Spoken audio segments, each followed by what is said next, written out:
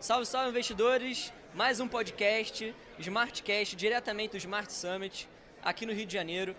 Hoje, com o Rafael Pena e Júlio Fernandes, gestor da família macro da XP Asset. Cara, hoje a gente está aqui num sábado... No sábado não, hoje é sexta-feira, bebendo uma aguinha, mas queria estar tomando uma cerveja. Júlio, carioca, conta mais um pouquinho sobre você, começa contando sobre você e depois a gente entra na parte dos fundos que você é gestor. Perfeito. Enfim, estamos quase sextando aqui, né? Final de sexta-feira. Final de Falta sexta-feira. muito pouquinho. Muito pouquinho. Vou pedir para alguém pegar um chopp pra gente daqui a pouco. É um prazer estar aqui com vocês. A Investmart está fazendo, né, um evento maravilhoso, gigantesco. E aqui a ideia é contar um pouquinho, né, da minha história, da trajetória do meu parceiro também de gestão, da nossa equipe e como que a gente chegou aqui hoje, né, com gestor de fundo multimercado, XP Macro Plus, que muitos de vocês devem conhecer. Puxa um pouquinho para você. Então, eu sou o Júlio Fernandes, eu tenho 27 anos de experiência no mercado financeiro. Parece bastante, muitos que estão ouvindo aqui, de repente, nem têm essa idade hoje. Eu comecei minha carreira em 95, tá? Num banco aqui muito conhecido do Rio de Janeiro, o Banco BBM. Então, metade da minha carreira, desses 27 anos, eu trabalhei lá tocando os fundos multimercados também, macro de lá. Depois eu tive uma breve passagem saindo do BBM pelo Itaú Asset. Depois eu trabalhei 5 anos na Gap, também uma gestora carioca. E no início de 2016, eu recebi um convite do Guilherme Benchimol. Tá? Eu e o Bruno Marques, que é o meu parceiro, amigo e sócio, nós dois recebemos com um convite para fundar uma célula, né, um fundo multimercado macro na XP Asset Management. Né? Então, a XP Asset Management é um asset que já vem de longa data, mas não tinha fundos macro, multimercados macro, não tinha uma equipe. Né? E o Guilherme, como é que ele trouxe, né, pessoas de mercado? A ideia foi trazer pessoas com experiência, né, longa no mercado e falou, gente, se virem, façam um fundo da maneira como vocês acham. No livro ele fala assim mesmo. E é literalmente isso, é uma carta branca que ele nos dá. E é assim, se virem, façam o fundo da maneira como vocês acharem que é o melhor. Com toda a experiência que vocês tiveram para trás, façam um multimercado com a cara de vocês. Né? E boa sorte, né? E aí a gente começou, eu e Bruno Marques, começamos lá em 2016 com todos os alinhamentos possíveis. O legal é que o Guilherme Benchimol, na época, nos deu, né, a sociedade da XP Investimentos. Ele nos falou também, vocês vão receber um percentual relevante do lucro do que vocês gerarem. Então toda a meritocracia, né, que é o DNA da XP, né, nos foi dado. Total alinhamento. E aí não foi tão difícil a gente contratar pessoas de mercado, né? Contratamos uma economista-chefe e depois fomos contratando, né, diferentes especialistas para agregar no nosso time, na nossa gestão de multimercado. Como o nome já diz, o multimercado macro opera diversos mercados, né? Juros, câmbio, bolsa, em diversas geografias, né? Brasil, países da América Latina, China, Estados Unidos, Europa. Então, a gente teve que investir e aos poucos foi aumentando a equipe, time econômico, a gente foi contratando, né? A gente estava falando aqui da equipe de renda variável que já existia. A gente se aproveitou de uma equipe robusta de renda variável, né? Liderada pelo Marcos Peixoto. E por que não ter um pouquinho desse risco, né, de renda variável no fundo macro? Então a gente falou, opa, fazem um pouquinho da sua estratégia aqui no XP Macro. A gente chegou e contratou uma pessoa, que é o Guilherme Lemos, para tocar a parte de América Latina. Por que não ter um pouquinho, né, de Chile, México, Colômbia? Operar juros, câmbio, né, e diversificar nossos investimentos. Depois a gente trouxe uma pessoa, que é o Ivan Rodarte, né, para fazer G10, fazer outras moedas, juros de Estados Unidos, de Europa. Faz um pouquinho também de China. E por fim a gente trouxe o João Salchuk, que é um especialista em volatilidade e em estrutura, fazer plays de curva de juros no Brasil. Então o time foi aos poucos crescendo. Eu já posso até de antemão avisar, a gente acabou de contratar uma pessoa que vai fazer um book quantitativo. Então a gente também vai ter uma estratégia quant, né? Que, enfim, com modelinhos matemáticos para se beneficiar de grandes tendências, de grandes questões setoriais também no mercado de equities. E esse somatório de riscos, eles nos agregam, né? Tanto nos dão um retorno adicional, quanto aumentaram muito a nossa sinergia, a nossa conversa, né, e o nosso conhecimento. Mas assim, grosso modo, eu e Bruno fazemos o risco principal do fundo, e nós dois fazemos tudo em consenso. A gente define diante de um cenário, a gente define quais são as melhores alocações possíveis. Tá? Então vamos supor, o cenário otimista. O que é melhor alocar no cenário otimista de Brasil? Quando a gente começou o fundo lá em 2016, estava acabando de ter o impeachment, um governo novo, o Temer. A gente falou, poxa, eu acho que dá para comprar bolsa e dá para acreditar que os juros vão cair. Então a gente diversificou. E assim vai, a gente não tem cada um faz um mercado, sabe? A gente faz tudo em conjunto, e eu acho que a gente consegue alocar dentro do fundo as melhores oportunidades possíveis dentro daquele cenário. Tá? Então, eu acho que essa é a ideia.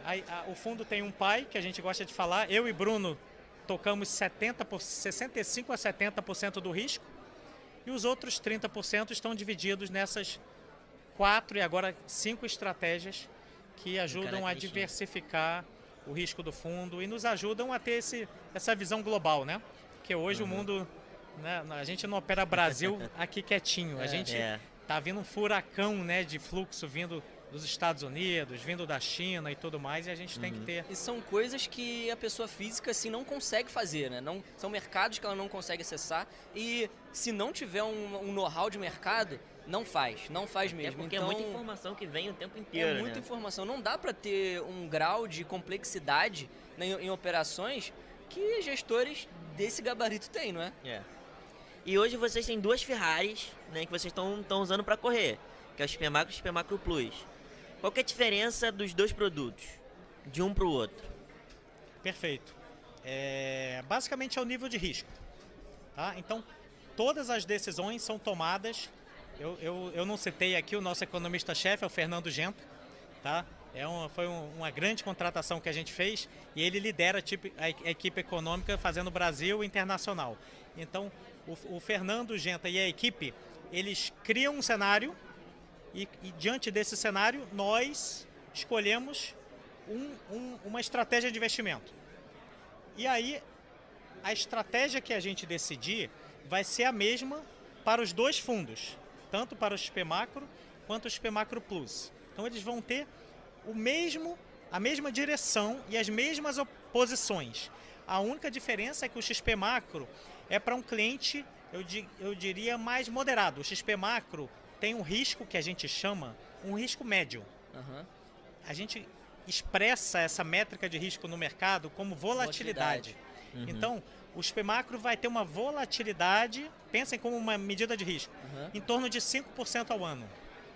Então, um exemplo bem simples, se a gente tiver otimista com Bolsa Brasileira, a gente pode comprar 10% do fundo em Bolsa Brasileira.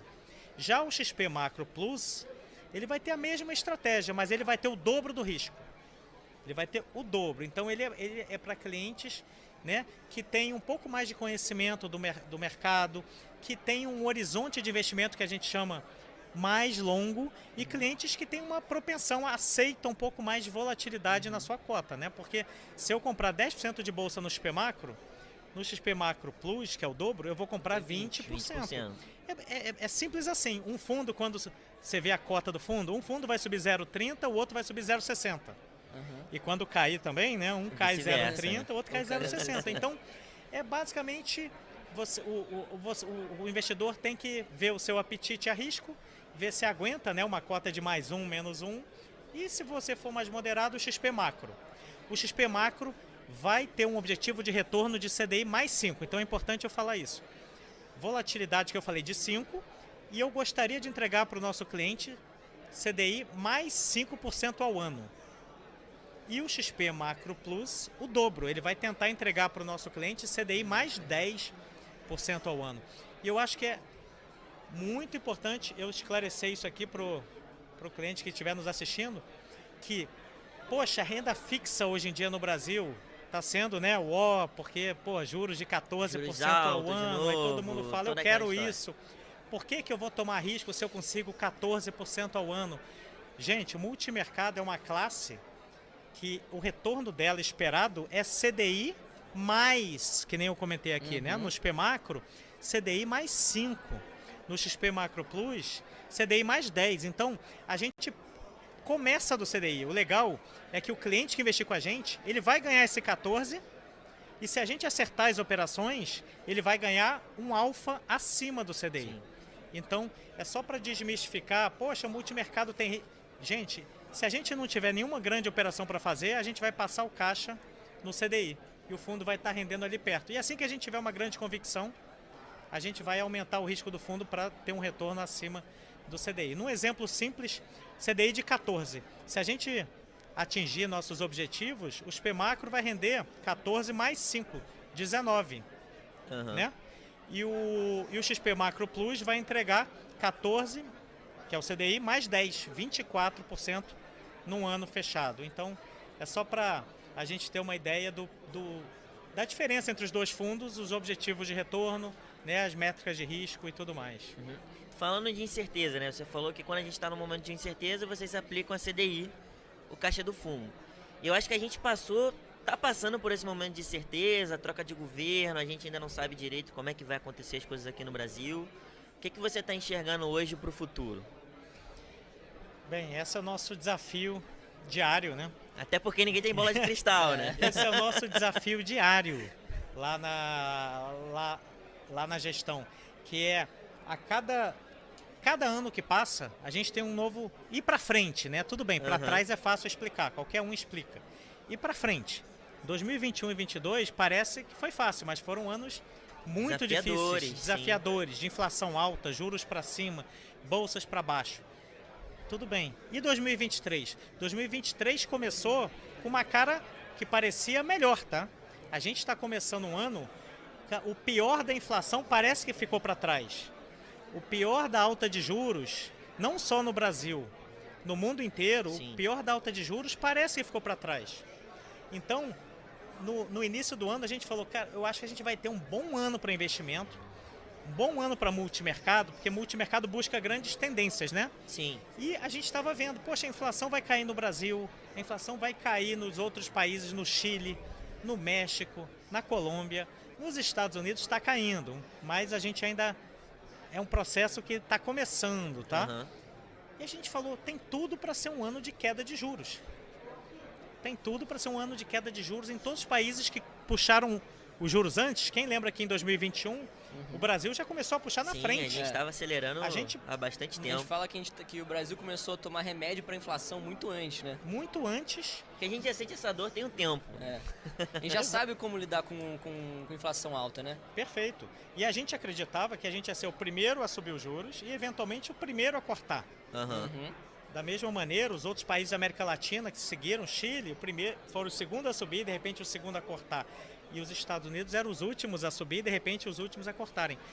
Mas, agora respondendo à pergunta, né, que é a incerteza local, o que a gente está vendo agora nessa transição de governo está sendo uma incerteza no campo fiscal, principalmente no campo fiscal, muito maior do que a gente imaginava que fosse ocorrer há um tempo atrás.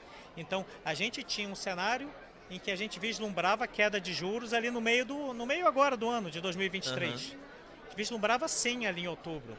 Mas agora, com a trajetória fiscal, né? A gente acabou de passar uma PEC de transição com gastos elevados. Enquanto a gente não conseguir, né, de fato, uma arrecadação para que a gente tenha visualize uma trajetória melhor da nossa dívida lá na frente, eu acho que a incerteza aumentou muito e a discussão, o Banco Central, que estava pronto para eventualmente cortar juros no meio do ano, ele ficou preocupado com essa questão fiscal e agora estão tendo outras discussões, tá, que estão se somando à questão fiscal, que é uma discussão de meta de inflação, né, muda, não muda, tem uma discussão de se tira ou não a independência, mas eu nem acho que vai tirar a independência do Banco Central, não, tá?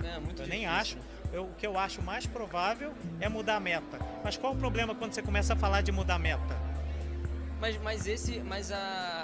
Essa independência do Banco Central está dentro das projeções de vocês? Se tirar a independência, está dentro dessas projeções, dentro da projeção pessimista de vocês? A gente não trabalha com essa hipótese de que a independência seja revertida, tá?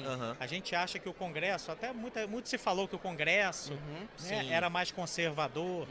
A gente não acha que o Congresso seja conservador do ponto fiscalista. Aham. Esse Congresso acabou de mostrar que passa algumas pautas, né, de mais gastos. Mas eu acho que esse Congresso vai nos ajudar a evitar grandes reversões de reformas que já foram estruturantes assim, para o Brasil. Então, acho que ele vai evitar uma grande reversão, um revogaço da reforma trabalhista. Eu acho que ele vai evitar uma reversão da independência do Banco Central. Então, acho que esse Congresso vai evitar a volta de alguns avanços que a gente já fez na parte estrutural, institucional. Então, o ponto que eu quero colocar é que começaram a se criar alguns ruídos. Primeiro, realmente uma piora fiscal, tá? A gente projeta que a dívida PIB vai subir de 75%, 74%, 75%, para 90% em 4 anos. Então isso já gera uma incerteza. Fora isso, essa discussão da meta fez com que todas as projeções dos economistas de longo prazo para 2024, 25, 26 subissem. Todo mundo está subindo as projeções, porque o governo está dizendo que talvez mude a meta. E aí o Banco Central está de mãos atadas. Ele fala, como é que eu vou cair juros com as expectativas de inflação subindo? Foi esse o recado que ele acabou de dar. Então, temporariamente, essa incerteza está nos fazendo a ter uma visão um pouquinho mais negativa no curto prazo. Veja bem, é uma visão de curto prazo. Nós estamos operando de forma tática no fundo, com viés negativo. Sim.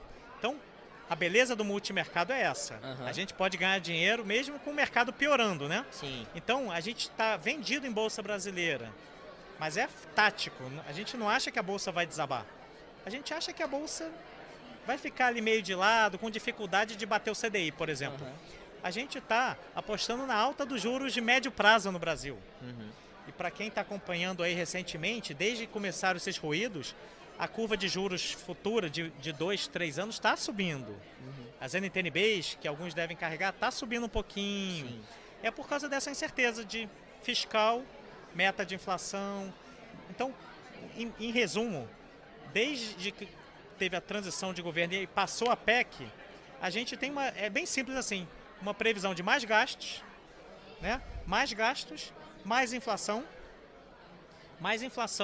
mais juros, então os juros vai demorar mais a cair, né? Mais juros, menos crescimento, tá? Então, todas as nossas posições estão sendo pensadas num cenário de juros um pouco mais altos do que a gente imaginava e um crescimento da economia um pouco mais baixo do que a gente imaginava. Então, é isso, é que a gente fica tentando mapear. Por enquanto, o cenário é esse. Pode ser, né, que o governo venha e faça, né, medidas que melhorem a perspectiva fiscal. O governo está para, até o fim do primeiro semestre, né, dizer qual vai ser o nosso novo arcabouço fiscal. Sim. Que vai substituir o teto de gastos. Ele está para passar uma reforma tributária. Então, tem uma agenda positiva que pode ser que reverta essas expectativas meio que negativas do início de mandato. Uhum. Mas eu não posso esquecer, assim, a gente está falando do Brasil, eu não posso esquecer que o cenário externo está muito positivo. Então, quem está olhando aqui o nosso dólar real, poxa, mas vocês falam que tá, né, que a situação do fiscal está ruim, o governo está falando coisas meio assim. Pois por que o dólar real está caindo? Caiu de 5. Estava 5,30 na virada do ano, ontem né, Baixou passou de do 5, 5. bateu 4,95. Virou até meme isso na internet. E aí você fala, gente, é porque o mundo está passando por um momento muito positivo, que eu falei, estava no máximo, a inflação passou do pior momento, os juros estão chegando no pior momento na economia americana, em breve na economia europeia, e a gente está tendo uma reabertura de China junto com isso. Sim. Então a gente está falando do Banco Central americano parando os juros, a economia americana está vendo uma inflação desacelerando, uma atividade que não está entrando em recessão, que era um dos grandes riscos, é a recessão americana, não está entrando. Então é o que lá fora a gente está vivenciando uma coisa que a gente nem acreditava muito, que é um soft landing. A gente está vendo assim, é um pouso bem suave da economia americana, com uma queda da inflação, parece até um sonho. Mas se for isso, os mercados desafio lá... para eles é muito grande, né? Porque eles não podem subir tanto os juros, porque pode sofrer uma desaceleração muito forte na economia, né? E aí a galera simplesmente para de consumir, para uma inflação muito voltada para o consumo lá. Então você acha que eles vão conseguir fazer esse trabalhinho de casa certinho? Aparentemente eles estão, até o momento estão conseguindo. Eles têm que subir os juros para desacelerar, mas não pode, para que a inflação caia, mas não pode. Não pode. Tem que torcer para que a economia não desacelere muito. E parece que estão conseguindo esse fine tuning ali. O que ajuda muito isso é a questão da taxa de juros, né? Porque a taxa de juros lá não caiu, né? Não subiu, desculpa. A taxa de juros lá não subiu. Então acaba que fomenta o consumo, né? As pessoas estão empregadas, conseguem consumir, mas essa queda da taxa de juros ajuda essa queda da inflação, né? Não, o que aconteceu, assim, que até o momento está sendo maravilhoso, assim, eles subiram os juros, o que está afetando muito a parte do mercado imobiliário, né? As taxas de mortgage, de hipotecas subiram, está fazendo com que o mercado imobiliário americano desacelere um pouco. Mas o consumidor americano, ele acumulou muita poupança na pandemia. Sim. Muita poupança. Então ele está conseguindo passar, mesmo com um aumentozinho de taxa, ele está conseguindo passar por esse período com nível de consumo ainda bem razoável, razoável, e está evitando essa desaceleração. Mas a mensagem principal é que como o mundo está conseguindo, né, um equilíbrio saudável, um soft landing, com a somada reabertura da China que puxa commodities, que é bom para o Brasil. Sim. O que aconteceu? Isso é bom para bolsas, aí vem dinheiro, tá vindo dinheiro para diversos países, o dólar está enfraquecendo, dólar contra o euro, dólar contra o ien, naturalmente o dólar está caindo contra o México, contra o Chile e contra o Brasil também, o real. O investidor estrangeiro, ele está olhando o Brasil num saco de países emergentes e está investindo. E para ele, essas questões fiscais que o local fica um pouquinho mais preocupado, ele não olha com essa visão, ele acha que é ruído, tá? Então ele está com um olhar muito mais macro e fala, o Brasil vai quebrar? Não, a verdade é que não vai. O Brasil não vai quebrar daqui a 1 ano, 2 anos, 3 anos. Eu acho que a gente tem instituições que, na hora que tiver ruim, a gente se ajeita, tá? Mas a direção que a gente está tomando, a gente não está muito feliz com isso. Mas, enfim, a gente vai ter que conviver com isso e é o nosso desafio, né? Mês após mês e vendo os desafios do cenário, e a gente é pago para isso, para investir de acordo com as mudanças do... Exatamente. O que o investidor, pessoa física, não consegue fazer, ele pode delegar para vocês, que são investidores profissionais que vão conseguir trazer essa rentabilidade, esse alfa para a carteira dos clientes, né? Gente, queria... Júlio, você tem algum recado para deixar? Você quer deixar algum recado final para os investidores? Eu queria, enfim, tranquilizar, né? O cenário aqui no início parece um pouquinho pessimista de Brasil, mas eu acho que a gente tem um amplo caminho de oportunidades de investimento para 2023. Eu acho que tem sim. A gente vai eventualmente iniciar um ciclo de queda de juros, seja no Brasil, seja na América Latina, e a gente está aqui para buscar as melhores oportunidades possíveis. Tá? Eu acho que no final, tá, a gente vai conseguir, né, de alguma maneira resolver um pouquinho o nosso esse arcabouço fiscal. Eu acho que a gente vai chegar no meio do caminho, não vai ser o ótimo, eu acho.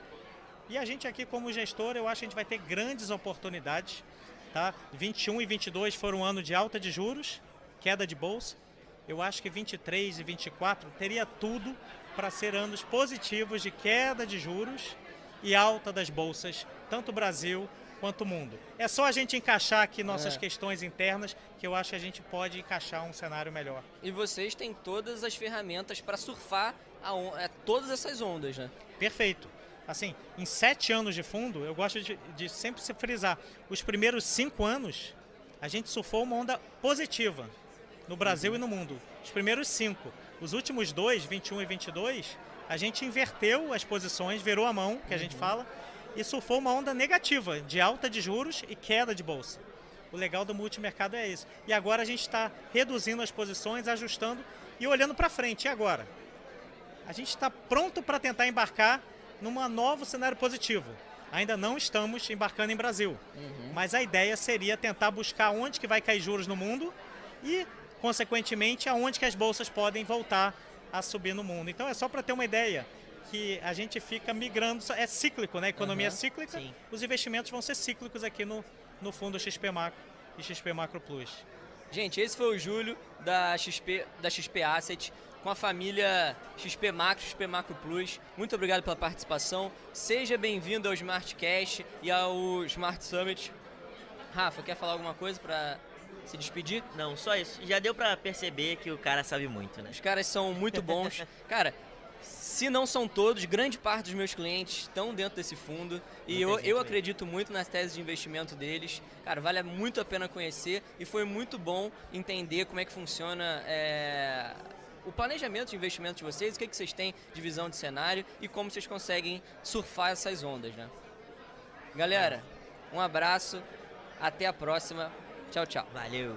Um prazer.